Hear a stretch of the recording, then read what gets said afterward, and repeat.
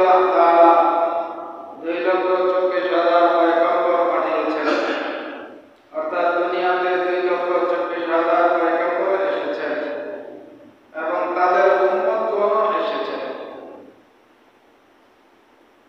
2,24,000 পয়গম্বরদের মধ্যে মুহাম্মদুর রাসূলুল্লাহ সাল্লাল্লাহু আলাইহি ওয়াসাল্লাম শ্রেষ্ঠ। 300-এর উপরে রাসূল, বড় বড় 4 জন রাসূল, 100-এর উপরে কিতাব, এর মধ্যে বড় বড় 4টি কিতাব। এর মধ্যে সবচাইতে দামি কিতাবের নাম হলো কোরআন। সবচাইতে দামি কিতাবের নাম কোরআন। আর দামি কিতাব ওয়ালা উম্মতের নাম হলো উম্মতে মুহাম্মদী। আর সমস্ত নবীদের মধ্যে শ্রেষ্ঠ নবীর নাম হলো মুহাম্মদুর রাসূলুল্লাহ সাল্লাল্লাহু আলাইহি ওয়াসাল্লাম। আমাদের নবী হচ্ছেন নবীদের ভিতরে শ্রেষ্ঠ, আর উম্মতের ভিতরে আমরা শ্রেষ্ঠ, উম্মতে মুহাম্মদী শ্রেষ্ঠ। আর যত কিতাব আল্লাহ তাআলা দিয়েছেন এর মধ্যে শ্রেষ্ঠ কিতাব হলো কোরআন কারীম। তাহলে উম্মতের ভিতরে আমাদের দাম বেশি। এর কারণে আমরা আসছি পড়ে, কিন্তু আমাদের দাম বেশি। যেমন শরীর যখন ঘুমায়, আমরা যখন ঘুমাই সর্বশেষ কান ঘুমায়, কিন্তু সর্বপ্রথম জাগ্রত হয় কান। দেহের চোখ বন্ধ হয়ে যায়, দিন এদিক ওদিক এখানে সেখানে নানান জায়গায় চলে যায়, হাত চলাফেরা করে, মুখ চলাফেরা করে, নাক চলতে থাকে। আস্তে আস্তে একসময় যখন চোখ বন্ধ হয়ে যায়, তো নাক বন্ধ হয়ে যায়, জবান বন্ধ হয়ে যায়, আস্তে আস্তে হাত বন্ধ হয়ে যায়, আস্তে আস্তে পা ঘুমিয়ে যায়, সর্বশেষ দেহের কান ঘুমায়। আর যখন জাগ্রত হয় তখন সর্বপ্রথম কান জাগ্রত হয়। যেমন ফজরের আযান সর্বপ্রথম চোখ শুনে না কান শুনে? কান শুনে। ফজরের আযান সর্বপ্রথম জবান শুনে, পা শুনে, হাত শুনে, সর্বপ্রথম শুনে কান।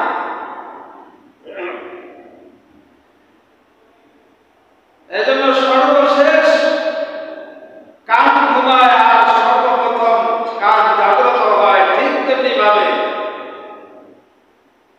আমরা আসছি সর্বশেষ, কিন্তু আমাদের দাম সবার চাইতে বেশি। উম্মতে মুহাম্মদী এমন একটা উম্মতের নাম যারা দুনিয়াতে সবার শেষে আসলে কি হবে, কিন্তু এদের দাম সবার উপরে খায়রুল উম্মাহ, উম্মতের ভিতরে শ্রেষ্ঠ উম্মত। কিয়ামত পর্যন্ত উম্মতে মুহাম্মদী যত আসবে, নবীজির যুগ থেকে শুরু করে নিয়ে কিয়ামত পর্যন্ত যত উম্মতে মুহাম্মদী দুনিয়ার মধ্যে আসবে, আগমন করবে, তাদের মধ্যে দামি উম্মতে মুহাম্মদী একটা জামাত হলো। দামি উম্মতে মুহাম্মদের একটা জামাতের নাম হলো সাহাবায়ে কেরাম রিদওয়ানুল্লাহি তাআলা আলাইহিম আজমাইন। কি বলছি বুঝছেন? নবীজির উম্মত হলো শ্রেষ্ঠ উম্মত, কিন্তু এই উম্মতের ভিতরে সবচাইতে দামি একটা জামাতের নাম, একটা অংশের নাম হলো সাহাবায়ে কেরাম রিদওয়ানুল্লাহি তাআলা আলাইহিম আজমাইন। সাহাবীদের মতো দামি পৃথিবীতে কোনো নবীর উম্মতের ভিতরে নাই। সকল নবীর সাহাবীদের চাইতে আমাদের নবীর সাহাবীদের দাম সবচাইতে বেশি। এই কারণে আল্লাহ তাআলা যে সাহাবীদের উপরে রাজি, এটা কোরআনে কারীমের মধ্যে ঘোষণা করে দিয়েছে। রাদিয়াল্লাহু আনহুম ওয়া রাদু আনহু। আল্লাহ তাআলা সাহাবীদের প্রতি রাজি, খুশি, সাহাবীদের প্রতি আল্লাহ তাআলা রাজি, আর সাহাবীরা আল্লাহ তাআলার উপরে রাজি। সাহাবীদের সম্পর্কে কিছু আকীদা, নবী আলাইহিস সালাতু ওয়াস সালাম সম্পর্কেও কিছু আকীদা। আহলুস সুন্নাত ওয়াল জামাত আকীদা হলো নবীদের প্রতি, নবী আলাইহিস সালাতু ওয়াস সালামের উপরে কিছু আকীদা বিশ্বাস আছে, ঠিক তেমনি ভাবে সাহাবীদের প্রতিও কিছু আকীদা বিশ্বাস আছে। নবীদের প্রতি বিশ্বাস হলো নবীরা হলো মাসুম, নবীরা হলো মাসুম, সকল নবী মাসুম, নবীদের কোনো গুনাহ নাই, তারা হলো মাসুম। নবীদের সামনে যখন কোনো গুনাহ চলে আসে তো আল্লাহ তাআলা কুদরত দ্বারা তাদেরকে হেফাজত করছেন। আল্লাহ তাআলা কুদরত দ্বারা নবীদেরকে গুনাহ থেকে ফিরায় নিয়ে আসছে। নবীরা হচ্ছেন মাসুম। আমাদের নবী শেষ নবী। নবীদের প্রতি যে আকীদা বিশ্বাস, এটাও একটা বিশ্বাস রাখতে হবে যে আমাদের নবী হলো শেষ নবী। কেউ যদি আমাদের নবীকে শেষ নবী না মানে তাহলে তার ঈমান থাকবে না, ঈমান চলে যাবে, ঈমান থাকবে। যেমন আমাদের নবী হলো সাইয়্যিদুল মুরসালিন, ইমামুল মুরসালিন, রাহমাতুল লিল আলামিন। আমাদের নবীকে কেউ যদি এটা না মানে তাহলে তার ঈমান থাকবে না, ঈমান নষ্ট হয়ে যাবে। আমাদের নবীর প্রতি বিশ্বাস, আকীদা, এগুলো হচ্ছে আকীদা, বিশ্বাস। নবীর প্রতি বিশ্বাস রাখতে হবে যে আমাদের নবী শ্রেষ্ঠ নবী, আমাদের নবী শেষ নবী, আমাদের নবী রাহমাতুল লিল আলামিন নবী, এটা বিশ্বাস রাখতে হবে। ঠিক তেমনি ভাবে সাহাবায়ে কেরামদের প্রতিও আকীদা বিশ্বাস রাখতে হবে। সাহাবীদের প্রতি কিছু কিছু বিশ্বাস,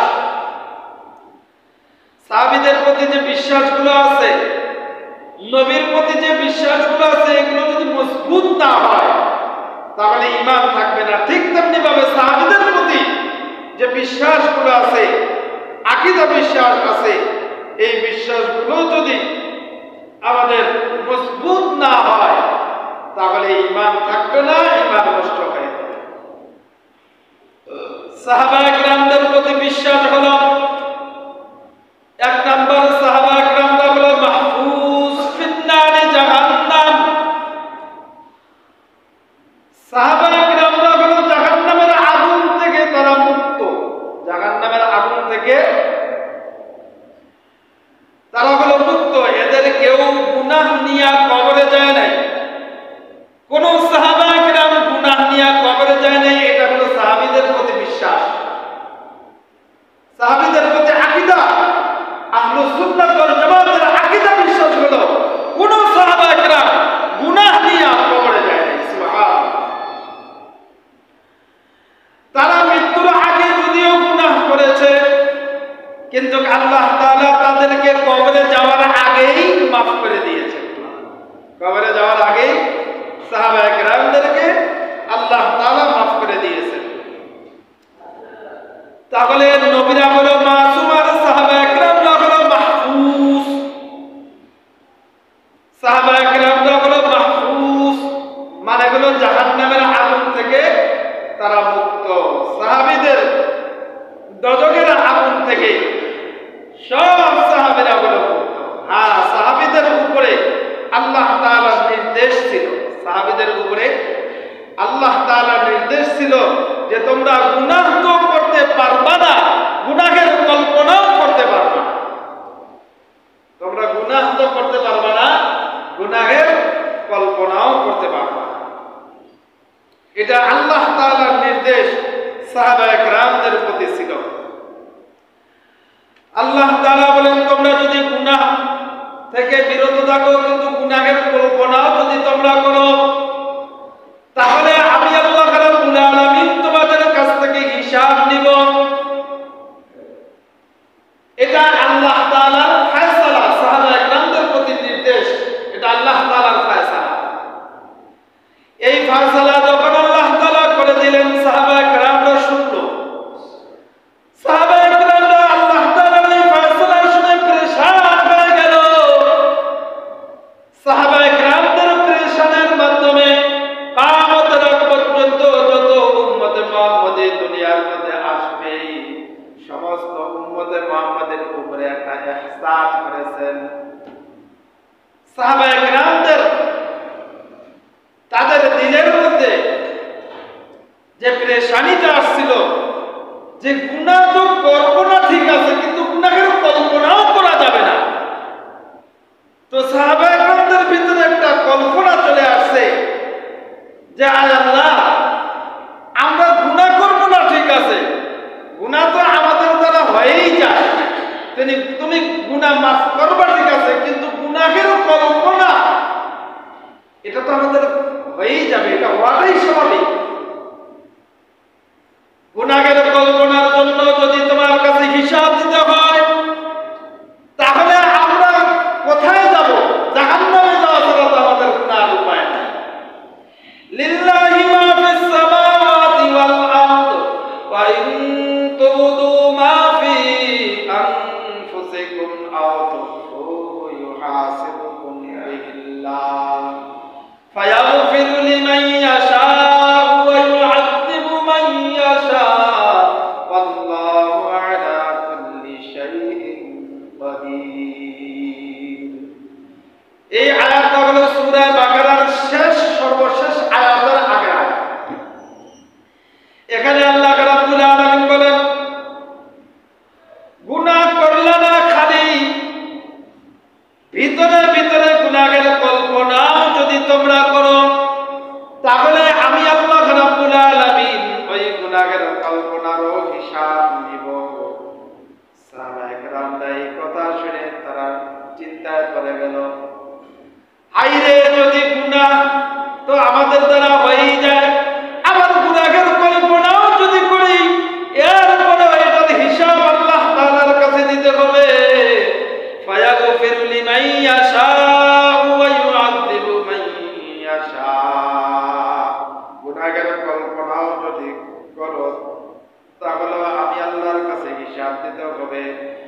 গুনার কল্পনা করনেওয়ালা কিন্তু আমি কাদের মতলব, আমি আল্লাহ রাব্বুল আলামিন কাদের মতলব, তোমাদের গুনাহ আমি আল্লাহ তাআলা মাফ করব, কিন্তু আমি আল্লাহ তাআলার নির্দেশ বড় সাহাবায়ে কেরামদের প্রতি, তোমরা গুনাহ তো করবাই না, গুনাহের কল্পনাও তোমরা করবা না। এই নির্দেশ যখন চলে আসলো, সাহাবায়ে কেরামরা পেরেশান হয়ে আল্লাহর নবীকে বললেন, ওগো আল্লাহর পয়গম্বর, আমরা তো গুনাহ করেই ফেলি, কিন্তু গুনাহের কল্পনাও করা যাবে না। যদি আমরা গুনাহের কল্পনা করে ফেলাই, আর এর দ্বারা যদি আল্লাহ রাব্বুল আলামিন আমাদেরকে পাকড়াও করে আমাদের কাছে হিসাব নেয়, তাহলে আমরা কার কাছে যাব, কোথায় যাব? জাহান্নামে যাওয়া ছাড়া তো আমাদের আর কোনো উপায় থাকবে না। আল্লাহর নবী সাহাবায়ে কেরামদেরকে বললেন, ও আমার সাহাবীরা শোনো, তোমরা বনি ইসরাঈলদের মতো বলো না যে শুনলাম মানতে পারলাম না। বনি ইসরাঈলদের মতো তোমরা এই ধরনের কথা বলো না, বরঞ্চ তোমরা সামি'না ওয়া আতা'না, তোমরা আল্লাহ তাআলাকে বলো, ওগো রব্বুল আলামিন, আমরা তো গুনাহ করেই ফেলাই, গুনাহের কল্পনা তো আমাদের কাছে চলেই আসবে, গুনাহের কল্পনা তো আমরা করেই ফেলি, আমাদের দিলের মধ্যে গুনাহের কল্পনা চলে আসে। গুনাহের কল্পনার জন্য যদি তুমি গুনাহ লিখো, এটার জন্য যদি তুমি আমাদের কাছে হিসাব নাও, তাহলে আমরা কোথায় যাব, কার কাছে আমরা যাব? এটা তোমরা আল্লাহর কাছে বলো। সাহাবায়ে কেরামদেরকে আল্লাহর নবী বললেন, তোমরা বলো আল্লাহর কাছে। সাহাবায়ে কেরামরা বললেন, আমানার রাসূলু বিমা। সাহাবায়ে কেরামদের গুণ আল্লাহ তাআলা এখানে বর্ণনা করতেছেন। সাহাবায়ে কেরামরা এমন ছিল যে পয়গম্বরের সামনে বসে আল্লাহর নবীর জবানের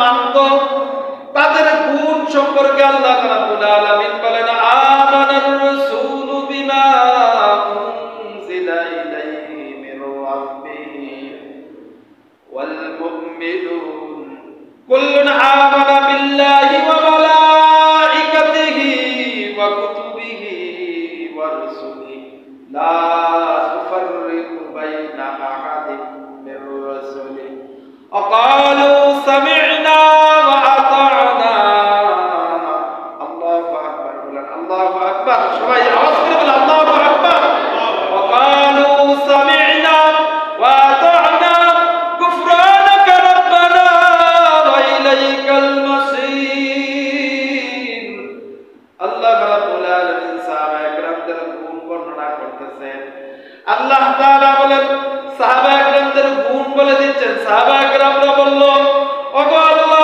ওগো আমাদের রব আমরা তো গুনাহ করেই ফেলাই কিন্তু তোমার নাম তো গফফার তোমার নাম তো রহমান তোমার নাম তো রহিম তোমার নাম তো কুদ্দুস আমরা তো গুনাহ করেই ফেলাই গুনাহের কল্পনা তো আমাদের চলেই আসে এর জন্য যদি তুমি আমাদের কাছে হিসাব চাও এর জন্য যদি আদালতে কিবরিয়ায় দাঁড়িয়ে আমাদের হিসাব নিতে হয় তাহলে আমরা কার কাছে যাব জাহান্নামে যাওয়া ছাড়া তো আমাদের কোনো আর উপায় থাকবে না আল্লাহ রাব্বুল আলামিন বললেন ঠিক আছে যাও তোমাদের গুনাহের কল্পনা যেহেতু চলেই আসে তবে মনে রাখবা গুনাহ করবা না অন্যায় করবা না কিন্তু তোমাদের ভিতরে যদি গুনাহের কল্পনা চলে আসে তাহলে আমি আল্লাহ রাব্বুল আলামিন গুনাহের কল্পনার জন্য তোমাদের কাছে হিসাব নিব না তবে যদি তোমাদের গুনাহ হয়ে যায় গুনাহ সামনে চলে আসছে গুনাহের পরিস্থিতির মধ্যে তোমরা পড়ে গেছো যখন তোমাদের দ্বারা গুনাহ হয়ে যাবে তোমরা আমি আল্লাহ তাআলার কাছে দোয়া করো লা ইউকাল্লিফুল্লাহু নাফসান ইল্লা উসআহা লাহা মা কাসাবাত ওয়া আলাইহা মাকতাসাবাত রব্বানা লা তুআখিযনা রব্বানা ওয়া লা তাহমিল আলাইনা ইসমান কামা হামালতাহু আলাল্লাযীনা মিন ক্বাবলিনা রব্বানা ওয়া লা তুহাম্মিলনা মা লা তাকাতা লানা বিহি ওয়া'ফু আন্না ওয়াগফির লানা ওয়ারহামনা আনতা মাওলানা ফানসুরনা আলাল কওমিল কাফিরিন গুনাহ যদি হয়ে যায় তাহলে আল্লাহ তাআলা দোয়া শিখাইতেছেন আমাদেরকে যে এইভাবে আমি আল্লাহ তাআলার কাছে মাফ চাও ওয়া করো যেমন কেউ যদি ইচ্ছাকৃতভাবে গুনাহ করে গুনাহ হলো দুই প্রকার ইচ্ছাকৃত গুনাহ আর হলো অনিচ্ছাকৃত গুনাহ একটা হলো পরিবেশগত গুনাহ যেমন পরিবেশ পরিস্থিতি যখন চলে আসে কিছু কিছু স্থান আছে কিছু কিছু জায়গা আছে যে জায়গাগুলোর মধ্যে গেলে পরিবেশে আমাদেরকে গুনাহ করা বাধ্য করে গুনাহ হয়ে যায় যেমন কিছু ব্যবস্থাপনার জন্য গুনাহ হয় ব্যবস্থাপনার জন্য গুনাহ যেগুলো কিছু কিছু জায়গা আছে যেমন হাসপাতালে যাবেন জরুরি বিভাগে যাচ্ছেন জরুরি চিকিৎসা নেওয়ার জন্য ওই জায়গায় পুরুষ ডাক্তারের আকাল পড়ছে যত সুন্দরী সুন্দরী ডাক্তার ওইখানে রাইখা দিছে আপনি জরুরি চিকিৎসা নেওয়ার জন্য যাবেন ওই জায়গায় যাওয়ার পরে আপনার প্রেসার মাপবে তো প্রেসার মাপাইতে যাইয়া একটা পর নারী বেগানা নারী আপনার হাত ধরতেছে এখানে প্রেসার মাপতেছে আপনাকে চিকিৎসা দিতে আসতেছে আপনাকে তাকাইতে না হইলেও বাধ্য হয়ে তার দিকে তাকাইতে পারছে আচ্ছা বলেন তো আপনি যে তাকাইলেন এই তাকানোটা কি আপনি ইচ্ছাকৃতভাবে তাকাইছেন না অনিচ্ছাকৃতভাবে ইচ্ছাকৃতভাবে তাকাইছেন এটা তো ইচ্ছাকৃতভাবে তাকাইন নাই এটা তো অনিচ্ছাকৃতভাবে আপনি তাকাইলেন তার মানে আপনাকে ব্যবস্থাপনাই আপনাকে তাকানোর বাধ্য করলো এরকম নোংরা ব্যবস্থাপনা এটা যেই হোক না কেন হয় ক্ষমতায় সরকার হোক আর কোন ক্ষমতাধর ব্যক্তি হোক, কোন মালদার ব্যক্তি হোক না কেন, এটার জন্য আল্লাহর আদালতে আপনাকে হিসাব দিতে হবে না। যারা ব্যবস্থাপনা করেছে, ব্যবস্থাপনাকারী আল্লাহ তাআলার আদালতে হিসাব, এটা আপনাকে হিসাব দিতে হবে। যেমন এই যে হজ্জে বাইতুল্লাহর সফর চলতেছে, ফ্লাইট চলতেছে, বিমানে হাজী সাহেবরা যাচ্ছে, বাইতুল্লাহ যাবে, আল্লাহর ঘরে যাবে, নিজেদেরকে কাফনের কাপড় দিয়ে আবৃত করেছে, তালবিয়া পড়তে পড়তে পড়তে পড়তে বাইতুল্লাহর দিকে রওনা দিয়েছে, বিমানে উঠছে। বিমানে উঠার পরে বিমান বালারা হাত মোজা, পাও মোজা, বরখা, মেকআপ করে সুন্দর করে মুখটা ঢেকে এরপরে হাজী সাহেবদের কাছে এসে বলে মনে হয় যে চাচা উঠেন উঠেন উঠেন উঠেন, নাস্তা নেন নাস্তা নেন। কি বলেন? এরকম বলে না? কিভাবে বলে? অর্ধ উলঙ্গ হয়ে বলে বলে। যারা হজ করতে গেছে তাদের জবানে শুনছি, নিজে তো যাই নাই কিন্তু তাদের জবানে শুনছি, যারা বিমানে উঠে তাদের কাছ থেকে গল্প শুনছি। অর্ধ উলঙ্গ হয়ে একজন হাজী সাহেব আল্লাহর ঘরে যাচ্ছে, কাপড়ের কাপড় দিয়ে নিজের শরীরটাকে আবৃত করেছে, তালবিয়া পড়তে পড়তে সে যাচ্ছে।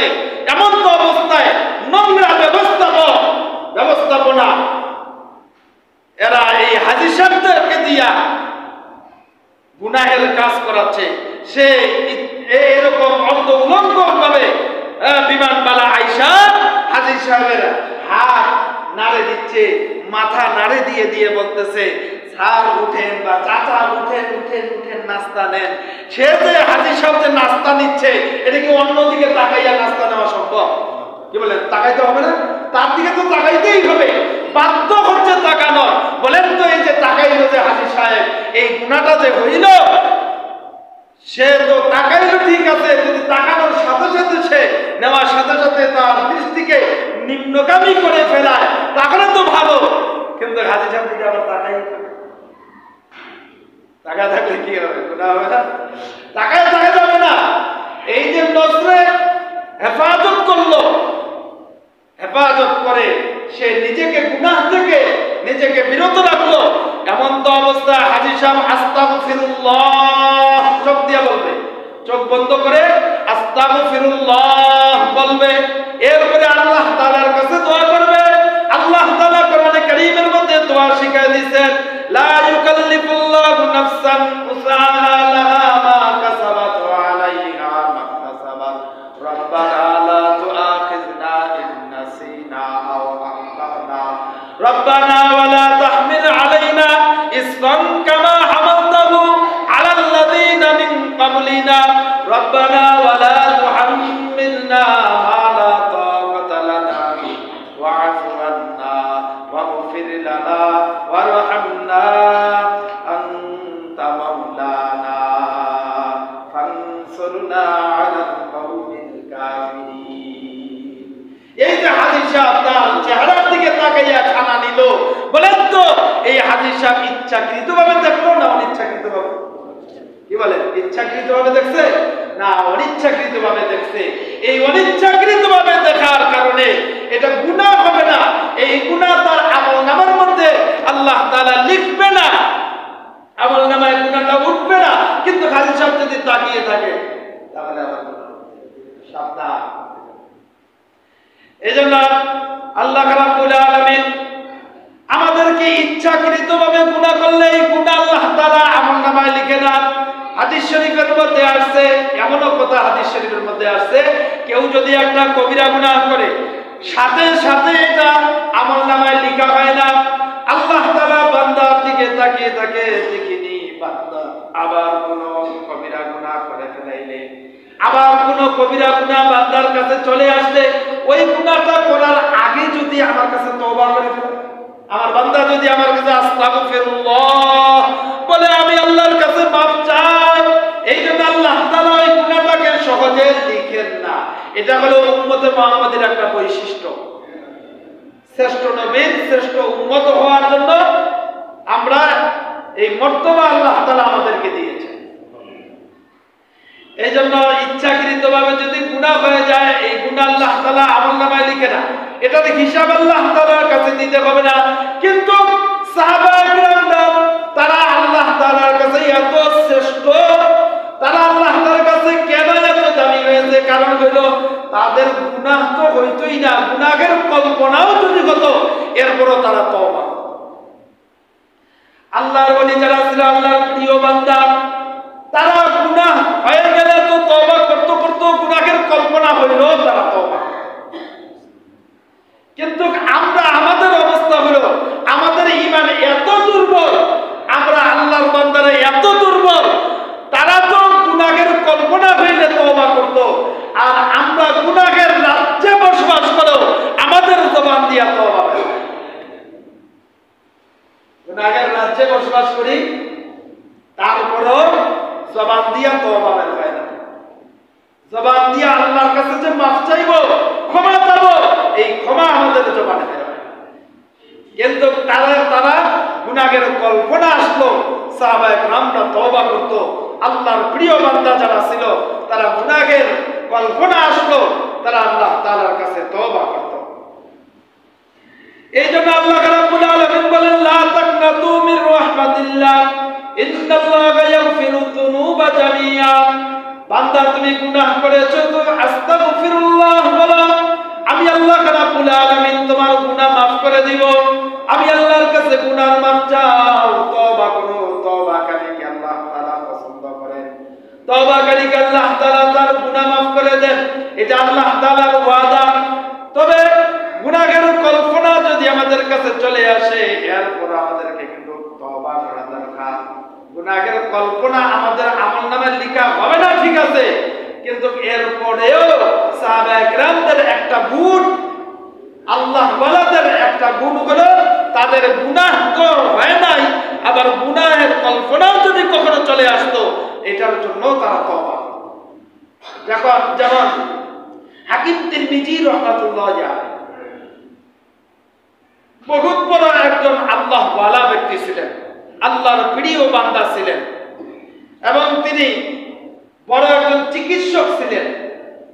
সেই জামানায় তিনি এমন একজন চিকিৎসক ছিলেন, একাধারে তিনি মুহাদ্দিসও ছিলেন।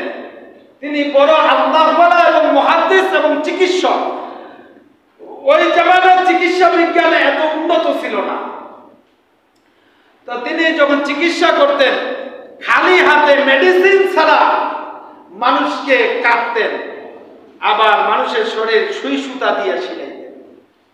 এখনো কেউ যদি উজবেকিস্তানে যায় তাহলে হাকিম তিরমিজি রাহমাতুল্লাহ আলাইহি মাটির নিচে যে তিনি আইসিইউ তৈরি করেছিলেন, অপারেশন থিয়েটার তৈরি করেছিলেন, এখনো মানুষ ওইটা দেখার জন্য মাটির নিচে যায়। যারা বেড়াইতে যায় তারা এখনো হাকিম তিরমিজি রাহমাতুল্লাহ আলাইহি ওই আইসিইউ দেখার জন্য মাটির নিচে যায়, তিনি যে চিকিৎসা দিয়েছিলেন। তো তিনি তো আল্লাহ ওয়ালা ব্যক্তি ছিলেন, তো মানুষকে চিকিৎসা দিত। একদিনের ঘটনা, তো হাকিম তিরমিজি রাহমাতুল্লাহ আলাইহির চেহারা দেখতেও খুব সুন্দর ছিল, এবং তিনি বড় আল্লাহ ওয়ালা ব্যক্তি ছিলেন, মুহাদ্দিস ছিলেন। তো ওনার এলাকার একজন মহিলা হাকিম তিরমিজি রাহমাতুল্লাহ আলাইহির প্রেমে পড়ে গেছে। তো এই মেয়ে এত চালাক যে রোগীর ভান করে হাকিম তিরমিজি রাহমাতুল্লাহ আলাইহির চেম্বারের কাছে যাইয়া রোগীদের সিরিয়ালে দাঁড়ায় গেছে। দাঁড়াইয়া একজন দুইজন করে হাকিম তিরমিজি রাহমাতুল্লাহ আলাইহি রোগী দেখতেছেন। এবার ওই মেয়েটার সিরিয়াল চলে আসছে, মেয়েটা হাকিম তিরমিজি রাহমাতুল্লাহ আলাইহির চেম্বারে ঢুকছে। চেম্বারে ঢুইকা মেয়েটা বসছে চেয়ারে, বৈশা বলতেছে, হাকিম সাহেব, ডাক্তার সাহেব, আমার এমন একটা রোগ ধরছে, এমন একটা অসুখ আমার হয়েছে, যেই রোগের কথা মানুষের সামনে বলা যাবে না, একাকী বলতে হবে। এখানে যারা আছে সবাইকে আপনি বের করে দেন, আমি একাকী বলবো। সবগুলারে বের করে দিছে। হাকিম তিরমিজি রাহমাতুল্লাহ আলাইহি মাথা নিচ কইরা এবার বলতেছে, বলো বলো বলো, তোমার কি সমস্যা, কি রোগ তোমার হয়েছে? মহিলা এবার নিজের মুখের কাপড়, চেহারার কাপড় উপরে উঠে দিয়েছে। সে ভাবছে হাকিম তিরমিজি যদি আমার চেহারার দিকে এক নজর অন্তত পক্ষে তাকায়, তাহলে আমি যে সুন্দর, আমার চেহারার দিকে তাকাইয়া হাকিম তিরমিজি মনে হয় আমার জন্য পাগল না, আমার প্রেমে পড়ে যাবে। হাকিম তিরমিজি তো মাথা উঠায় না, বুঝতে পারছে, মাথা নিচ করে আছে, বলতেছে বলো তোমার কি সমস্যা। তো মহিলা বলতেছে যে ডাক্তার সাহেব, আমার মনের রোগ ধরছে, মনের রোগ, আমি আপনার প্রেমে পড়ে গেছি। তো এই কথা শোনার সাথে সাথে হাকিম তিরমিজি রাহমাতুল্লাহ আলাইহি চিৎকার দিয়ে উঠছে, আস্তাগফিরুল্লাহ, এই চেম্বারে শয়তান ঢুকছে রে, শয়তান ঢুকছে। মহিলা এমন চালাক, তার চেহারা ঢাইকা দিয়া সেও চিৎকার দিয়ে উঠছে, আস্তাগফিরুল্লাহ, চেম্বারে শয়তান ঢুকছে রে, শয়তান ঢুকছে। অনেক সময় দেখেন না, চোর নিজেই কয় এ ধর ধর, চোর ধর ধর, ওই যে চোর চোর চোর চোর, চোর নিজেই কয় চোর, আর তখন গৃহস্থরা কি করে, চোরকে না ধরে আরেক দিকে দৌড়ায়। এরকম মহিলা এমন চালাক, মেয়েটা তো ওই মেয়েটা নিজেই আবার চিৎকার দিয়ে বলতে আস্তাগফিরুল্লাহ, চেম্বারে শয়তান ঢুকছে রে, শয়তান ঢুকছে। বাকিতে যারা ছিল তারা ভাবতেছে যে হাকিম সাহেব আল্লাহওয়ালা, যেটা ঢুকছে ওইটাও আল্লাহওয়ালা, বসীরাতের মাধ্যমে মনে হয় শয়তানকে দেখতে পাইছে। এজন্য দুইজনে একসাথে চিল্লায় বলতেছে আস্তাগফিরুল্লাহ, শয়তান ঢুকছে রে, চেম্বারে শয়তান ঢুকছে। বাইরের লোকজন আর ভিতরে ঢুকে না। বাইরের লোকজন এই চিন্তা করছে যে বসীরতের মাধ্যমে যেটা ঢুকছে এটাও আল্লাহওয়ালা, হাকিম সাহেব তো আল্লাহওয়ালা, ডাক্তার সাহেব তো, হাকিম তিরমিজি তো আল্লাহওয়ালা। তাহলে দুই আল্লাহওয়ালা এক জায়গায় হয়েছে, বসীরতের মাধ্যমে তারা হয়তো অন্য কিছু দেখছে, শয়তানকে দেখছে, এই জন্য দুইজনে এইভাবে বলতেছে। এই অবস্থায় হাকিম তিরমিজি রাহমাতুল্লাহ আলাইহি তার চেম্বার থেকে মহিলাটাকে বের করে দিলেন। এই যে হাকিম তিরমিজি রাহমাতুল্লাহ আলাইহি তার চেহারার দিকে তাকাইলেনই না। 30 বছর পরে হাকিম তিরমিজি রাহমাতুল্লাহ আলাইহি যখন বয়স হয়ে গেছে, বয় বৃদ্ধ হয়ে গেছে, তিনি একদিন আসরের নামাজের উযু করার জন্য উযু করতেছেন। উযু করতে করতে ওই যে 30 বছরের পূর্বের ঘটনা এটা মনে পড়ছে, মনে মনে কল্পনায় চলে আসছে। হাই রে, 30 বছর আগে তখন তো যৌবন টকবক টকবক করতেছিল, যৌবনের শক্তি ছিল, ওই সময় সুযোগ আসছিল গুনাহ করা, গুনাহ করি নাই, এই যে একটা কল্পনা দিলের মধ্যে আসছে, এইটার জন্য হাকিম তিরমিজি পেরেশান হয়ে গেছে, খাওয়া দাওয়া সব বন্ধ করে দিয়েছে, সিজদায় পড়ে মাওলার কাছে, আল্লাহর কাছে দোয়া করতেছে আর ইস্তেগফার করতেছে, আল্লাহর কাছে মাফ চাইতেছে। একদিন, দুই দিন, তিন দিন, চতুর্থ দিন হয়ে গেছে, খানা বন্ধ হয়ে গেছে, কাজ কর্ম সব বন্ধ হয়ে গেছে, সিজদায় পড়ে হাকিম তিরমিজি রাহমাতুল্লাহ আলাইহি শুধু কাঁদতেছে। এমন তো অবস্থায় ঘুমের ঘরে একদিন রাতে মুহাম্মদুর রাসূলুল্লাহ সাল্লাল্লাহু আলাইহি ওয়াসাল্লাম চলে আসছে। হাকিম তিরমিজিকে দেখে বলতেছে, এ হাকিম তিরমিজি, কাঁদো কেন, এত পেরেশান হয়ে গেছো কেন?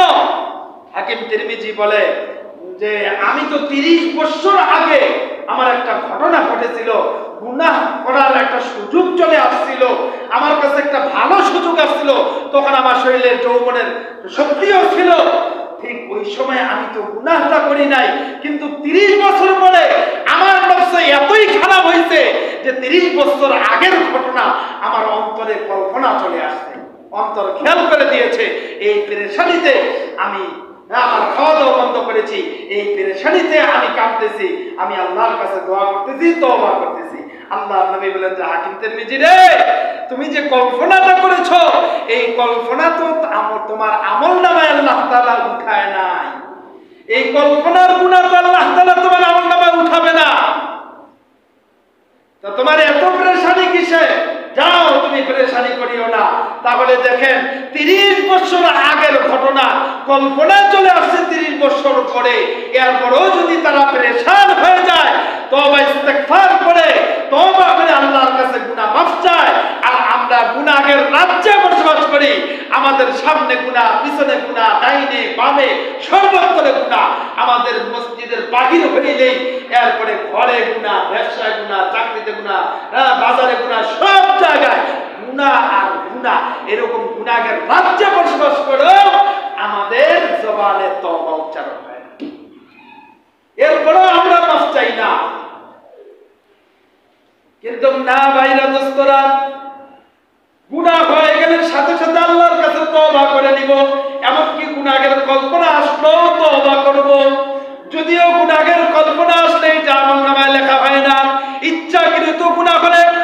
তো করবই করব, অনিচ্ছাকৃতভাবে গুনাহ হয়ে গেল আল্লাহর কাছে তওবা করব, ইস্তেগফার করব, আর আল্লাহর কাছে দোয়া করব। সূরা বাকারার সর্বশেষ যে আয়াতটা, এই আয়াতটা আমরা সকলেই মুখস্থ করব। ছোট্ট একটা আয়াত, এটা আমাদের তো অনেকেরই মুখস্থ আছে। দোয়ার মধ্যে আমরা বলি না, দোয়ার মধ্যে আমরা পড়ি, হ্যাঁ, এরকম ইমাম সাহেবরা পড়ে, বিভিন্ন মাহফিলে দোয়া হইলে তখন এই দোয়াটা পড়ে, হুজুররা পড়ে। আমাদের মধ্যেও যারা কোরআন পড়তে পারে অনেকেরই কিন্তু মুখস্থ আছে। এই দোয়াটা মুখস্থ করবেন, আর যখন গুনাহ হয়ে যাবে তো সাথে সাথে ইস্তেগফার করবেন, আর এইভাবে আল্লাহর কাছে দোয়া করবেন। সাহাবায়ে কেরামদের একটা গুণে গুণান্বিত হয়ে যাবেন। এর দ্বারা তওবার মাধ্যমে আল্লাহ তাআলা আমাদের গুনাহ মাফ করে দিবে, আর অনিচ্ছাকৃতভাবে যে গুনাহগুলো হবে এগুলো তো আল্লাহ তাআলা মাফ করেই দিবেন। আল্লাহ তাআলা এগুলো তো আমলনামায় লিখবে না। তবে চেষ্টা করব অনিচ্ছাকৃতভাবে গুনাহ থেকেও নিজেকে বাঁচানোর জন্য।